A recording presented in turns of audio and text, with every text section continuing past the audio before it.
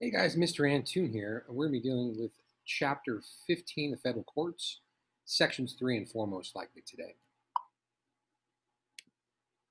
So in 15.3, we're going to talk about the politics of the selection of the judges or justices, how they're nominated and confirmed. Let's start off with this video. This is from USA Today. We'll give them credit. Here we go. The Supreme Court, the highest court in the nation, is made up of 8 associate justices and 1 chief justice. While one doesn't need a law degree or native-born citizenship to be appointed, being confirmed isn't always easy. Like all federal judges, Supreme Court justices serve lifetime appointments as long as they choose to remain on or aren't impeached. The only other way a vacancy opens is through the death of one of the justices. A vacancy can open at any time, but it's rare to occur close to a presidential election. Whenever there is a vacancy, the president nominates a replacement, often after consulting with senators of their political party. The Senate Judiciary Committee then reviews the nominee and holds a public hearing. Witnesses, both supporting and opposing, present their views, and senators question the nominee. After the hearings, the Senate Judiciary Committee gives their recommendation to the Senate. The Senate needs a simple majority to confirm the nominee. If there is a tie, the deciding vote is cast by the Vice President. Throughout history, the party in control of the Senate and White House saw their selections for justices filibustered or debated for hours or days by their opponents in the minority party of the Senate. The purpose of the filibuster was to slow down or stop the nomination process. The filibuster option for Supreme Court nominees essentially ended in 2017, however. To keep Democrats from stopping the nomination of Neil Gorsuch, Republicans changed the rule to require only a majority vote to end a filibuster. Now, filibusters are no longer really an option for Supreme Court nominees. Since 1975, it has taken anywhere from 19 days to 108 days from nomination to a final vote on a justice.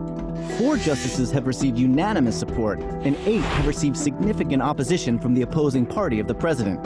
Of the 100-plus justices who have served on the court, almost all have been white men. Few have been women or people of color. If a nomination is successfully confirmed, it can be a notable legacy for the president. Hey! All right, so when we look at appointments by president, you could see, you can go back to Nixon. Nixon's the last president that had a total of 4 nominees and actually appointees that pointed onto the court. You can see Ford, who wasn't even elected, he just took over after Nixon resigned, had 1. John Paul Stevens, first woman, Sandra Day O'Connor, Scalia, who just died a few years ago. You could see again how it's usually 2-2-2-2. Now all of a sudden, Trump is in the midst of Amy Coney Barrett's. It started today, actually, when we're recording this. He has an opportunity to have 3 within 1 term. Obama had 2 in 2 terms. Bush had 2 in 2 terms. Clinton had 2 in 2 terms. You can start to see the pattern. So Trump is going to have a legacy of these 3 individuals that were right around 50 when they were appointed and confirmed. You're talking 30, probably 40 years maybe of Trump's legacy with us. So again, that's why it's important to whether you're for Trump or not, why the president's legacy is very important with that.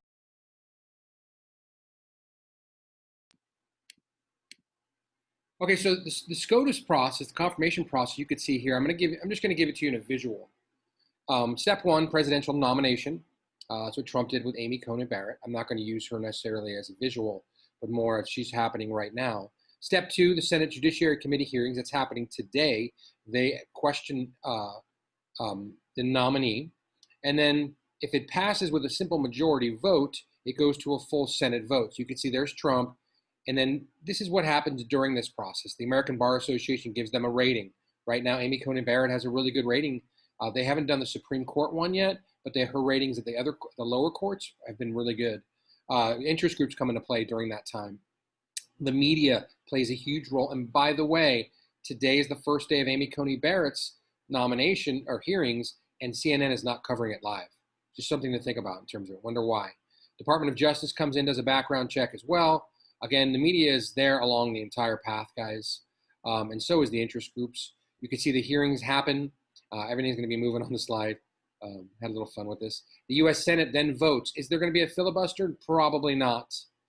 It ended in 2017, and the Republicans are saying that Democrats should reinstate it because they're probably going to lose the majority in the next election. They could, and that's what people are saying, or at least the experts are kind of saying what might happen.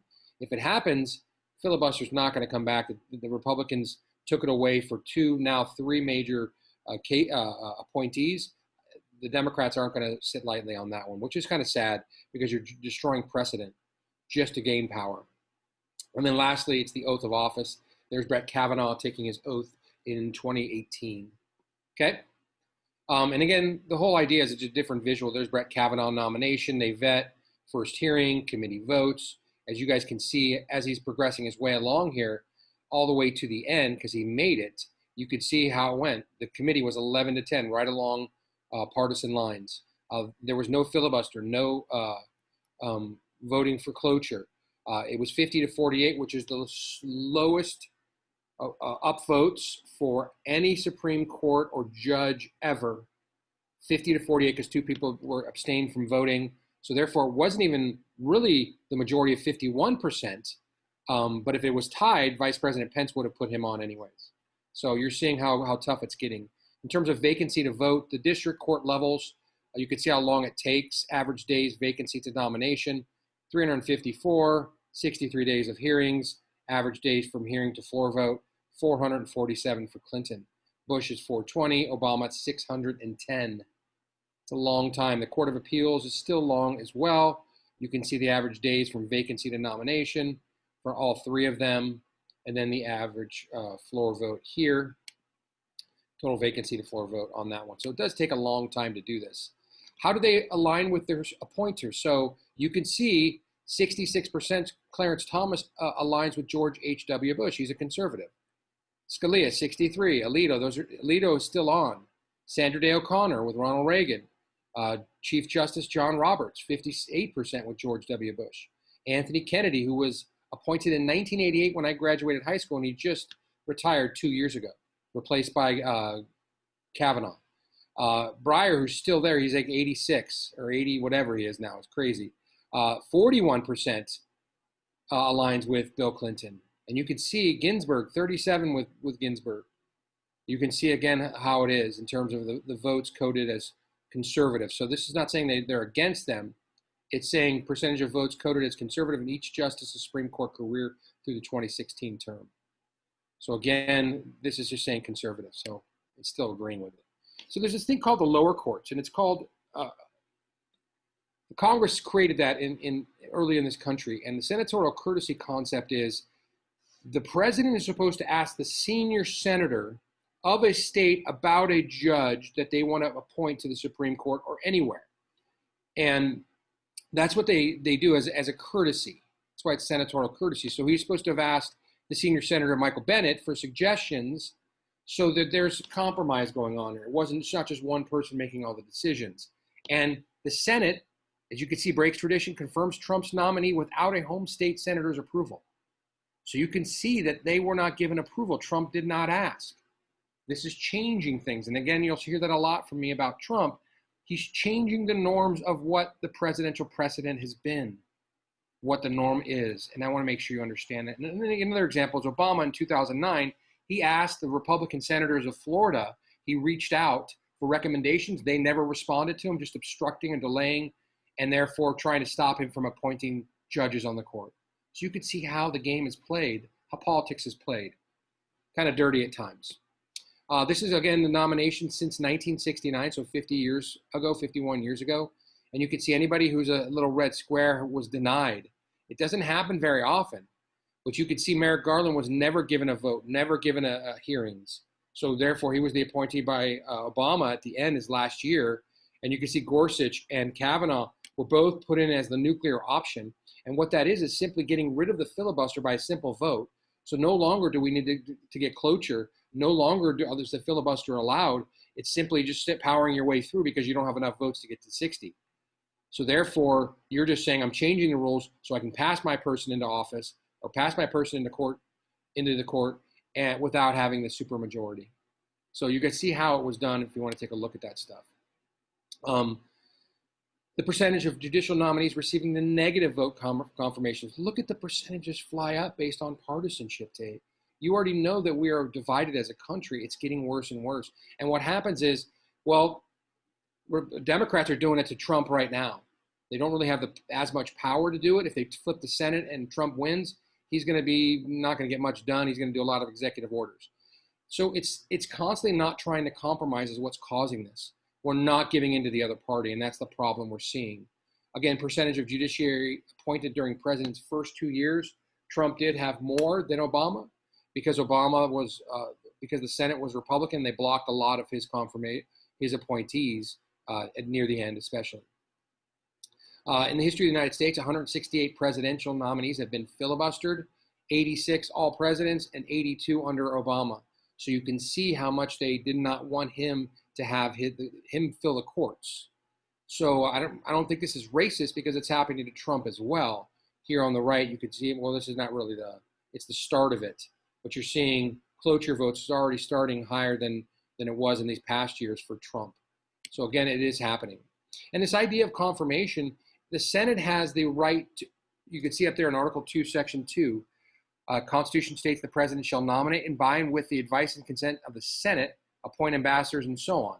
So Mitch McConnell claimed that they have the right to advise and consent, and they said they're not going to advise and consent Merrick Garland. We're saying no to it. Trump wins. Neil Gorsuch becomes the new one. Hence, the Republicans look like they stole the seat from the Democrats. You can see votes for Supreme Court Justice. Kavanaugh in 2018 had the least amount for 50 to get voted yes, and there were a couple Democrats that said yes there. But you could see, I think it was Scalia. I mean, you're getting 90-something. Ginsburg, 90-something. Kennedy, 90-something. All of a sudden, partisanship, and we just do not want the other party to have any power. It's the same thing for a lot of these. This is how long it takes for the number of days elapsed from nomination to final vote. 65 days, 87 days, 66. And right now, it is October 12th, and we are like 28 days from the next election, and they're going to power her through the court. Unprecedented. You can go back to O'Connor at 33, Ginsburg at 42. You're going to see this is going to be unprecedented because the Republicans feel they're going to lose the presidency and lose the Senate, so they're trying to jam this one through. You've heard controversial remarks about former justices, or she's a current justice, Clarence Thomas, but in 1991, there were sexual allegations, sexual harassment charges from Anita Hill, who worked for Clarence Thomas before he became Supreme Court Justice. And look who presided over the Judiciary Committee. That is Joe Biden, guys, way back in 1991. So he's been there a while. Again, looks a lot different. Well, it looks different. Let's put it that way. The other one that just came about was Dr. Ford's allegations against Brett Kavanaugh from high school and college. Again, this one got the most heated I've ever seen. But again, it's this idea of he said, she said, these sexual allegation charges of harassment or even assault. And you can see Harvey Weinstein, who was a Hollywood producer of some really good movies that I really enjoyed. It's sad to hear what happens. Well, this kicked off the Me Too movement. And this is very tough to prove unless we have evidence. And even then you have evidence, it's tough to kind of convict in the process. You have to have a witness. Here are some of the famous celebrities. There's Weinstein. He got convicted. And there's extra ones here as well. But he got convicted. Bill Cosby, one of my favorite childhood shows, The Cosby Show, got convicted. Roger Ailes, fired from Fox News. He died a few years ago. Bill O'Reilly, sexual harassment, sexual assault, fired. Donald Trump, nothing. Brett Kavanaugh, nothing. Kevin Spacey, sexual assault, fired or doesn't really act anymore. And C.K. Lewis, I always forget his initials. Anyways, a comedian, he got fired as well for sexual assault, sexual harassment. I think it's more sexual assault for his case. But again, you're seeing this rise. When is it going to happen? Trump has over, I think it's 18 allegations against him. Nothing is holding. All the women look, they're saying they're crazy, is wrong, and Trump's right on this situation. Brett Kavanaugh got in the Supreme Court. Clarence Thomas, Supreme Court. It's interesting to see when are we gonna hold everyone accountable to it, whether it's true or not. You know, who do we believe here? That's why it's so tough in this situation. All right, 15.4 is the background. Let's look at the background of these justices. So this is with Ruth Bader Ginsburg, who passed away recently. But you can see the year of their birth, they're the appointees, their ideology. It was 5-4 as of her death, before her death. Look, it's all Ivy League schools. The appointing president, look, you could see George H.W. Bush. He still has power in his legacy, even though he passed away. you're seeing that this is where their legacy comes from. First time ever, it was a couple years ago, we still don't have a Protestant on the court. Now it's just Roman Catholic and Jewish. This is their prior judicial experience. And look, Kagan had no judicial experience. She was a Solicitor General. She fought for the United States in the Supreme Court. She was the one who defended them. Again, you're seeing some of the experiences here with it. So again, what stands out to you guys? We'll do this in class most likely. You can see the Ivy League, Supreme Court. Just to break that, if you want to pause the stuff to kind of look through them, you can. I'm not going to walk through each of the visuals. I just wanted to give you guys some information for that. This is really cool. They have this Martin Quinn score, and you can see the supportive rate percentage from the Democrats and Republicans. Sandra Day O'Connor, 100, 100, and they didn't have Martin Quinn back then. But you can see Scalia, 100, 100. Very conservative justice, guys. The more positive your number is, the more conservative you are. The more negative your number is, like Souder or Ginsburg, the more liberal you are, according to Martin Quinn. They keep scores of the justices. But we start to see more division here.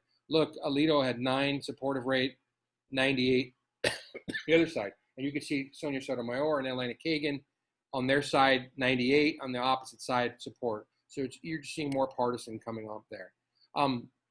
Their ideological scores, as you can see, conservative to the right, plus you can see over here Clarence Thomas is the most one. But this is when Kavanaugh took over for Kennedy, and you can see where the liberal justices were. And what happens is when Kennedy dies, what happens to the lean of the court? It's going to automatically lean to the right because he was a moderate justice. Most justices used to be moderate, not based on far right or far left. And when you add Kavanaugh now, with him going away, it's already leaned. It's now going to lean even more because now Brett Kavanaugh as the nominee is going to push it down. And Amy Coney Barrett, if I add her to this list, it's going to even go more because Ruth Bader Ginsburg now died. You take her off the left side, which I haven't animated, and boom, you know what's going to happen to the court, guys. Usually the white male lawyers, it's not really based on diversity because it's kind of like the presidency. We don't have much diversity going on at all. They're not elected by the people, so they should not represent us. You can see it used to be all Protestant for the most part. It's the second time ever we've had no Protestants on the bench. Most of them are from the upper middle class and a prominent lawyer or judge prior. But there's no prerequisites to this, as you see in most of the videos. You could see Harvard or Yale, even Columbia with Ruth Bader Ginsburg. And then you can see here some of the firsts. On the left is the first Jewish Supreme Court justice, first African-American. You could say Jewish was minority, but you could also say he's the first minority in terms of race. First female and first Hispanic. We're missing some here. But again, you can see some of their names, famous in what they have done. Sonia Sotomayor is still there. So we haven't had an Asian American. We haven't had, obviously, some of the other races or ethnicities that are not there. We don't have anything, maybe somebody who is gay or LGBT plus. We do have some of the politicians becoming that slowly, but you're seeing some of the first. America's a very conservative country, guys. We're not progressive in terms of what you might think. We're kind of behind the ball in terms of the country and people moving forward faster. And you can see Trump's picks. At the top here, female nominees. Of those female nominees, Trump had 10 white. And then I don't know what this other one was here, but you could see Obama had 5 white, 3 black, 1 Hispanic, and 2 others. Maybe that was an other one, but you could see 10 out of 11 were females were white. Male, 43 out of 47 for Trump, and you could see Obama. Again, diversity, whether it matters to you or not. I'm just pointing out some of the comparisons. Eleni Kagan, the liberal justice who's on there now, never served as a judge. She was Solicitor General. She didn't have a background to really compare to outside of fighting for America. Actually, a smart move by the Democrats or liberals to get her in there because, again, there's not much trail on her on how she voted or how she ruled on cases. The religious representation, you could see that's America on the left. I think this is like 2015 numbers. 47% Roman Catholic, 21% Protestant, 29% is other. And you could see it's not supposed to represent on the Supreme Court. I wanted to make sure you know that. So, and again, with Ruth Bader Ginsburg passing away, she's no longer going to help, it's going to change the statistics there because Amy Coney Barrett is Catholic. So it's going to be 7 out of the 9 justices are Catholic now. And then there's the ratings by the Bar Association for Trump. You can see above qualified at 60%, but you can see, I have to move my thing here. And then you have some, I'm not saying Trump's had the most, but you can see again below qualified. People talk about packing the courts with what the Democrats are going to do. Hold on, I got to go back. With packing the courts, what the Democrats are going to try to do it at the Supreme Court level. Well, you could say by having unqualified people at lower courts, you're packing the courts for only to do it partisan, not following the Constitution. So you could fight it for the other side of it as well. I mean, you'd have to do some research on it, but just to give you the heads up on it. So Trump's judges are relatively young. Look at the average age that Trump's putting in there. And I know Obama's is only like 52 point whatever, but you're seeing that it's going to give Trump that longer legacy, the conservatives a longer legacy for that. Trump has appointed more appeals court judges than any other president at that same point in the tenure. You could see this. Supreme Court justices is only one here, but he's going to have three most likely. He is changing things up. Look at all the appeal court, which is the second. It goes district, appeal, appellate, then the Supreme Court. So there's three levels. So appeal court judges are very, very, very big deal. So they are flipping the courts from what Obama did. And I'm just going to walk you through these guys really quickly. Chief Justice John Robertson. You could see some of the information about him. He's the 17th Chief Justice. I can't believe there's only been 17. It's pretty amazing. He'll be there for about 20 to 25 years, most likely. He's 65 right now, so he probably has another 10 years. There's Clarence Thomas. Again, I'm not going to be walking. I'm not going to read everything here. You can pause if you want, or it's whatever you're going to do. But you guys are going to do a journaling class based on each of the 9 or each of the 8 at this point. And there's his big deal again: sex, lies, and politics. Just to open our eyes to sexual harassment in the early 90s. And then there's Breyer. He's a liberal. And these are all in order of seniority. Even though John Roberts is Chief Justice, he'll be number 1. He doesn't have the most seniority. It's Clarence Thomas. So again, just showing you only male justice that's liberal. Samuel Alito, very conservative justice. Sotomayor, first Hispanic Supreme Court justice. The L and the C, hopefully you know, is liberal conservative. She never had any judge experience prior to confirmation, which is interesting, but she was a lawyer. Neil Gorsuch, first use of the nuclear option on the Supreme Court. And Kavanaugh, second use of it. You can see these guys have some great backgrounds. I'm not going to knock anybody, but you have to look at this as they're only checking to see if any laws that are created are unconstitutional. They're using the Constitution as their guidelines. If they don't use the Constitution, they're using something else. It's called judicial activism. And let's see how that works going forward. Okay, I'm going to leave off there, a shorter video. I will cover the remaining 2 or 3 in the next video. I'll see you guys on the next one.